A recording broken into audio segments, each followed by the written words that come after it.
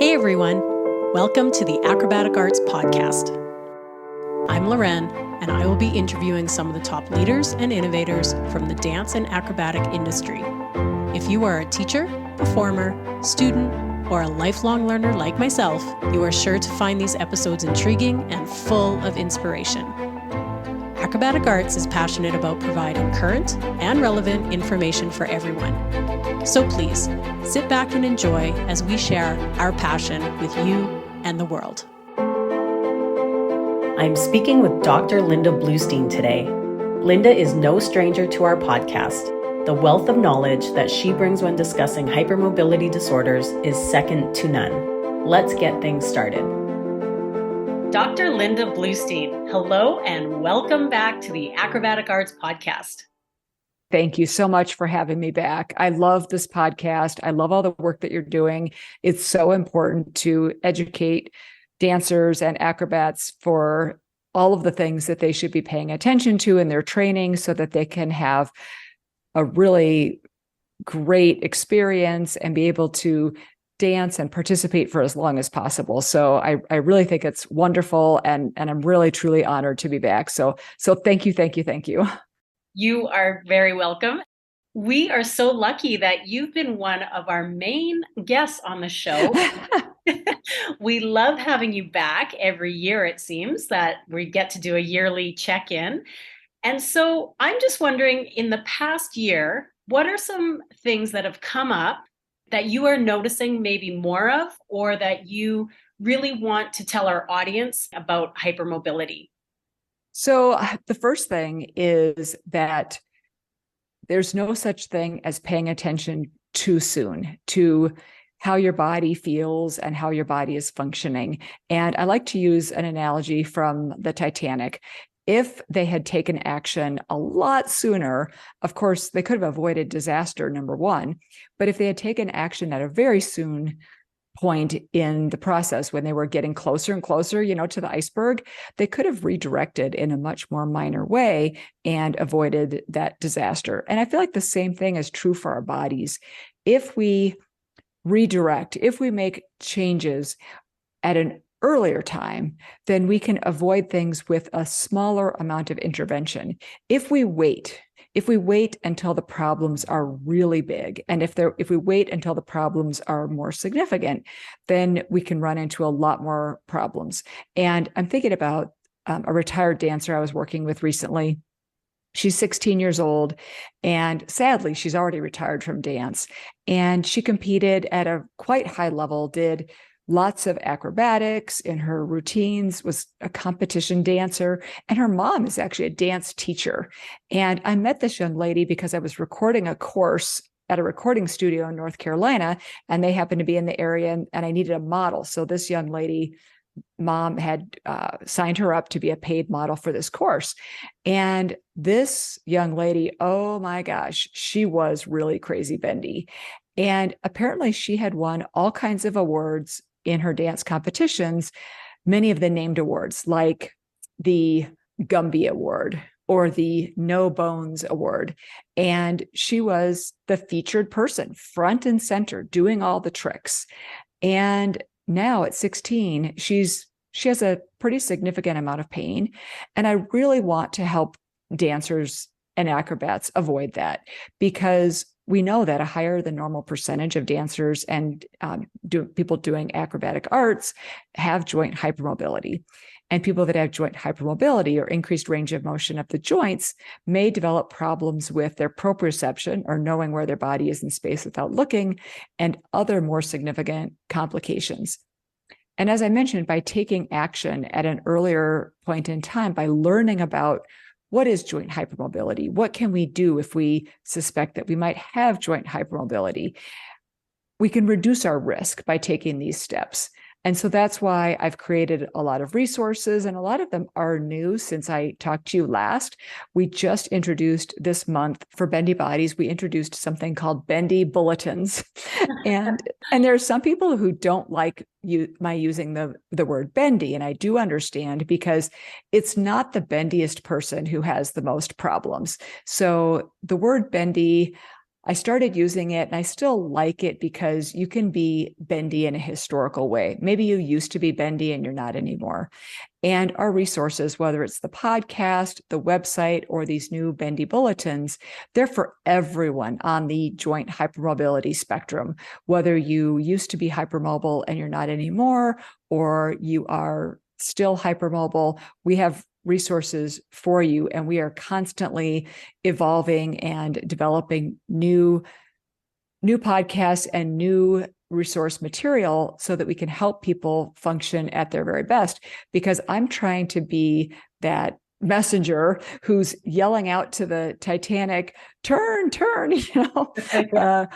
earlier on. And dancers, I think, dancers and people who are doing acrobatic arts, we are so used to doing incredible, crazy things with our bodies that oftentimes are painful.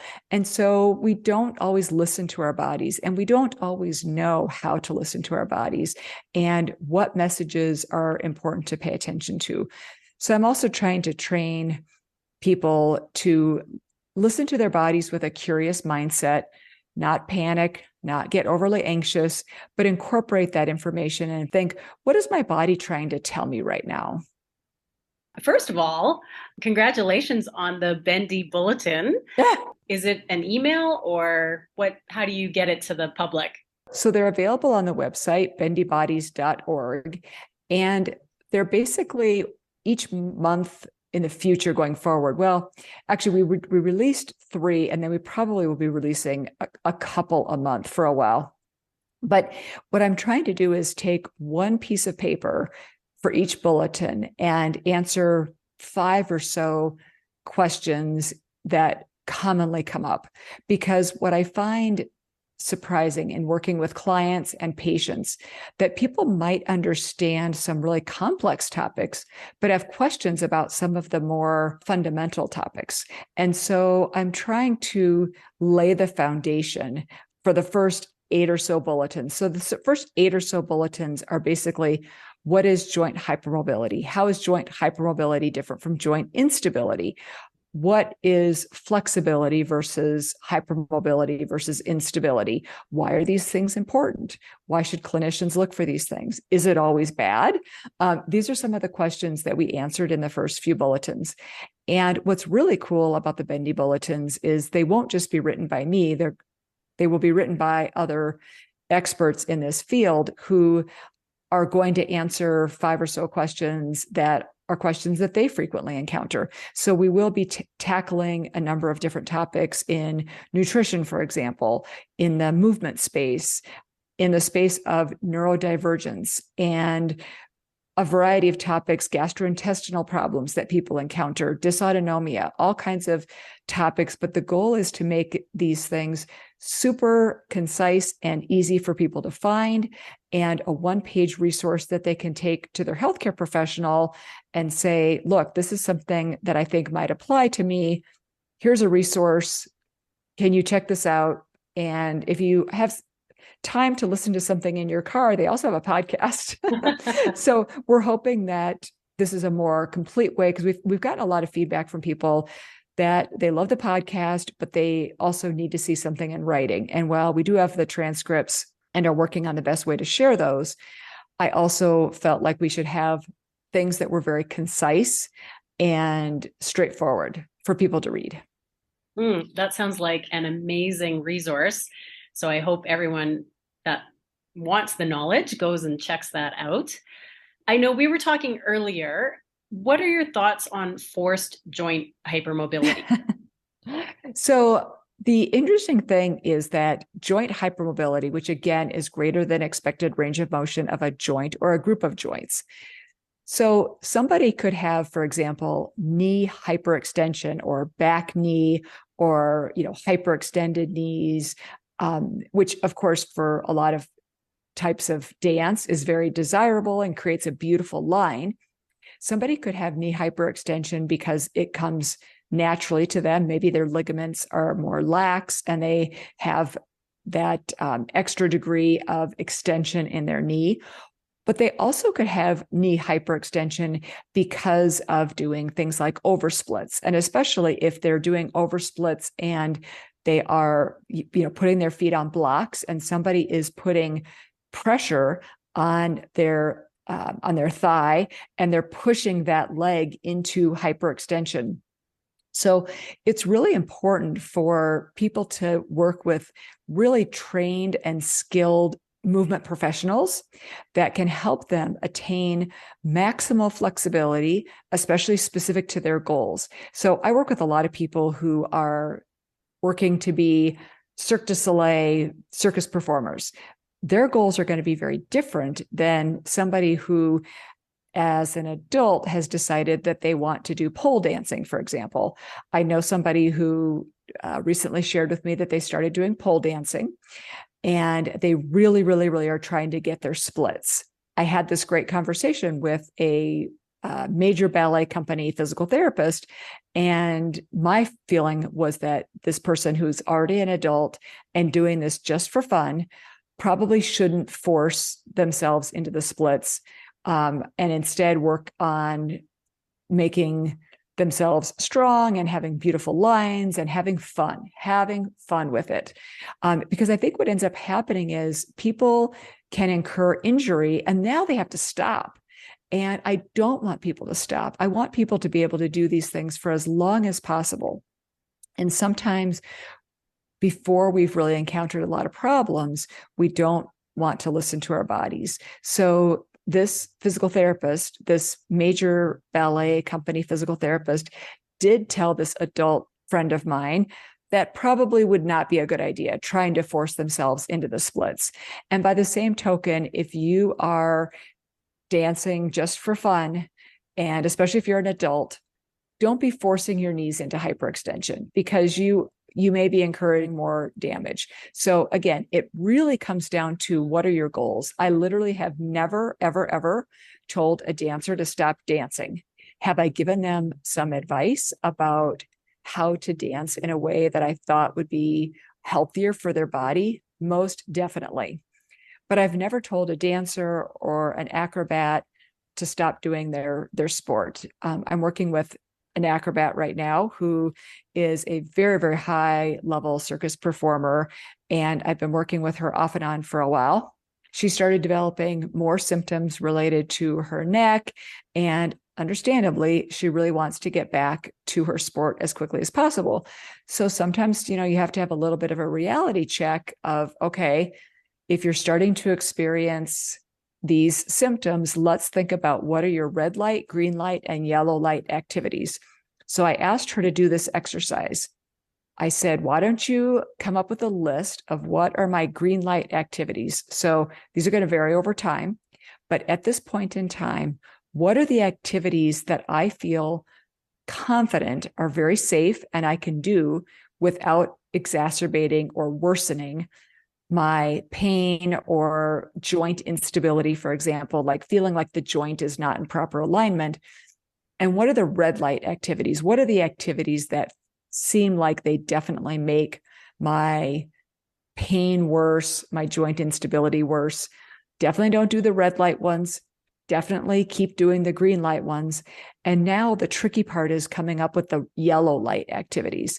Think about all of the other activities that you do and try to put those in that yellow light category, or try to put each activity into one of those three categories and understand that those are going to change over time. But using the red light, yellow light, green light system, I believe that people can make better choices for themselves, because we don't want to get to a point where we have to stop completely, because then we start to lose muscle mass. We start to develop more problems with joint stability because we no longer have the muscle to support our joints.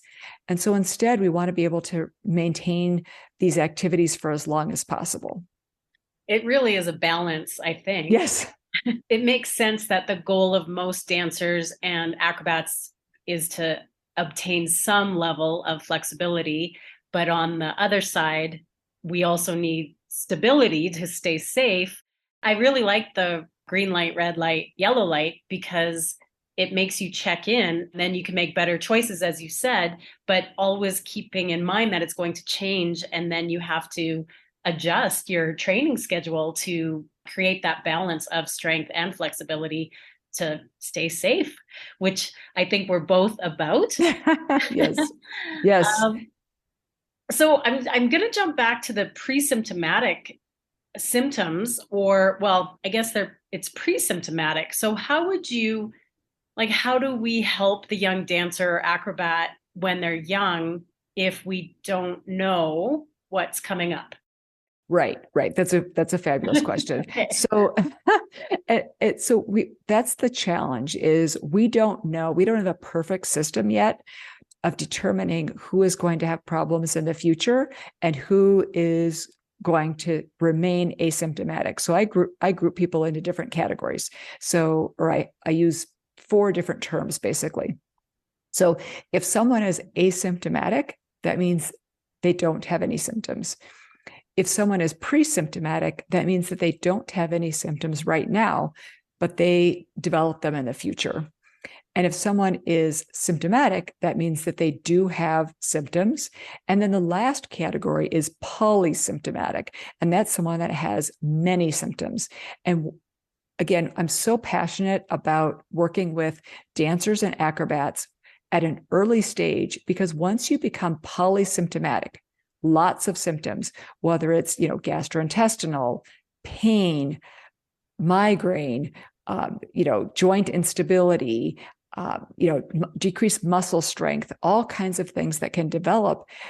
It can be really, really hard to sort out what is correlated with what thing that you have in your environment. So it can be much harder to take the steps to reduce the symptoms. So we don't want to over medicalize anyone, but if you're asymptomatic, again, we don't know, are you pre-symptomatic or will you become symptomatic in the future? So let's work on your proprioception, for example. Proprioception is knowing where your body is in space without looking. And I remember this wasn't that long ago. I was already well into this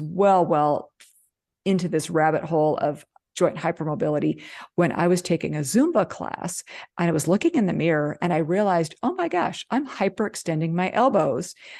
I had no idea because I thought I had better control over my joints than that.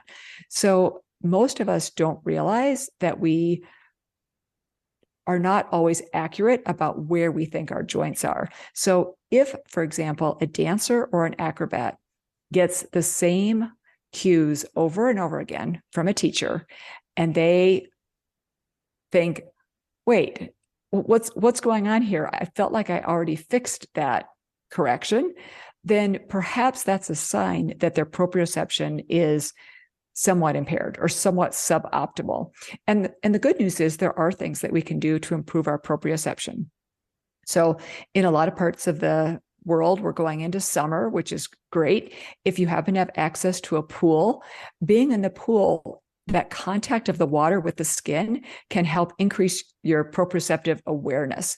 Anything in contact with your skin can help the brain have a better idea of where the different parts of your body are in space. So I encourage people to get in a pool whenever they can. And I also often will encourage them to wear compressive garments. So whether it's a compressive knee sleeve or a compressive elbow sleeve, again, that contact with the skin can help you know where that joint is. And it can be very, very helpful too, for the compression can help with inflammation if you have like a minor injury or something. And I also often will use taping strategies.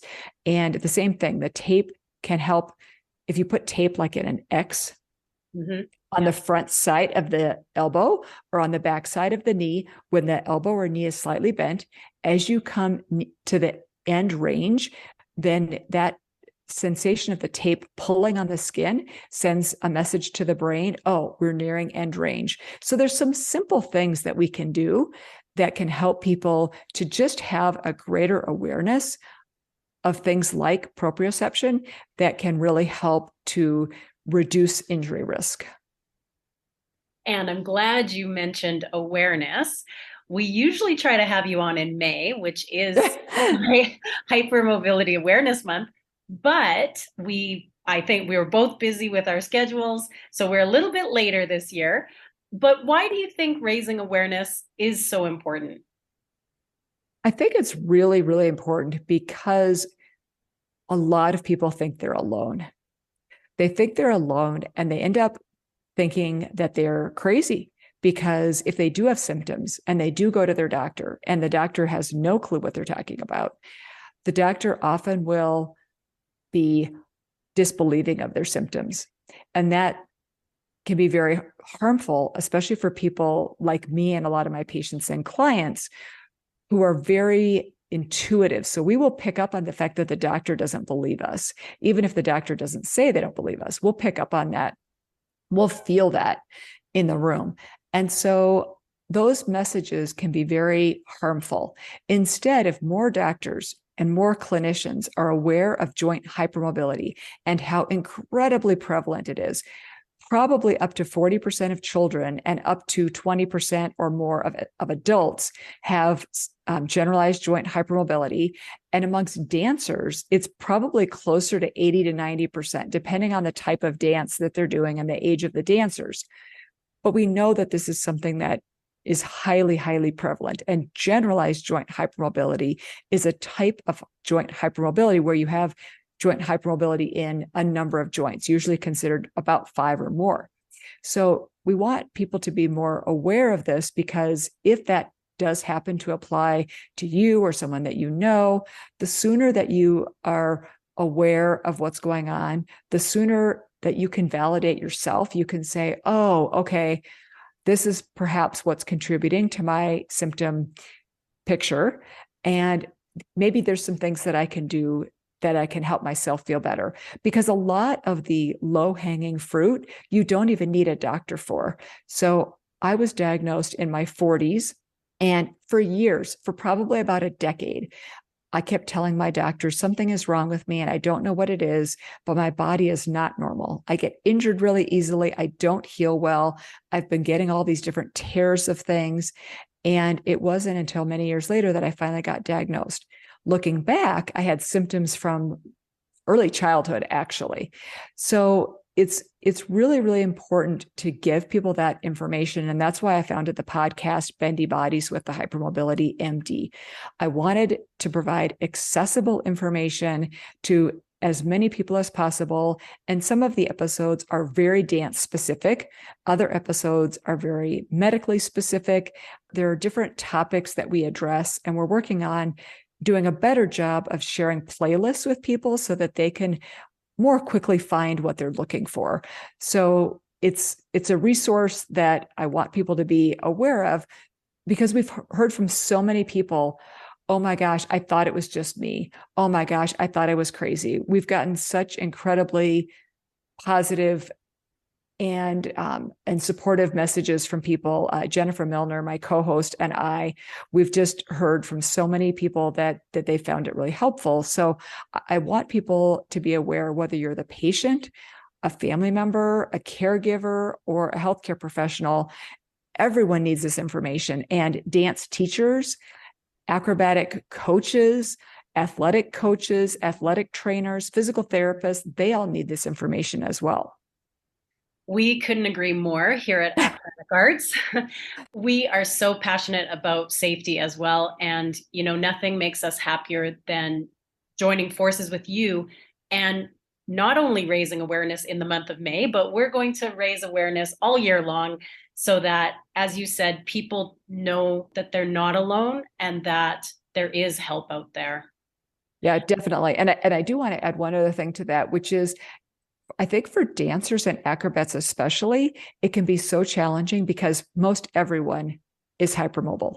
So they don't think that there's anything unusual about their body because they look around the classroom and most everybody has super bendy elbows like they do and super bendy knees like they do. So, it's what we're exposed to that really informs us as to what the norms are. And you don't have to be the bendiest person, the most crazy flexible person in the room to be impacted by these conditions. if you listen to some of this, if you listen to my podcast, if you look at some of the Bendy bulletins, I also recently wrote a couple of articles called Hope for Hypermobility. If you look at any of those things and you think, wow, that kind of sounds like me, or somebody, one of your teachers says, have you noticed that you have some joints that are pretty high on the end, on the range of motion end, then, it might be a good idea to start working on some joint proprioception exercises, working on your strengthening, listening to this podcast, listening to my podcast, so that you can function at your best. That is so amazing. Dr. Linda Bluestein, we are putting all those links and resources and everything up on the show notes so that anyone listening will have easy access to all the wonderful things that you mentioned. And I just want to say again, thank you so much for taking the time every year to talk with me and make this one of the best podcasts ever. Thank you so much for having me. This interview is an absolute must listen for anyone concerned with hypermobility.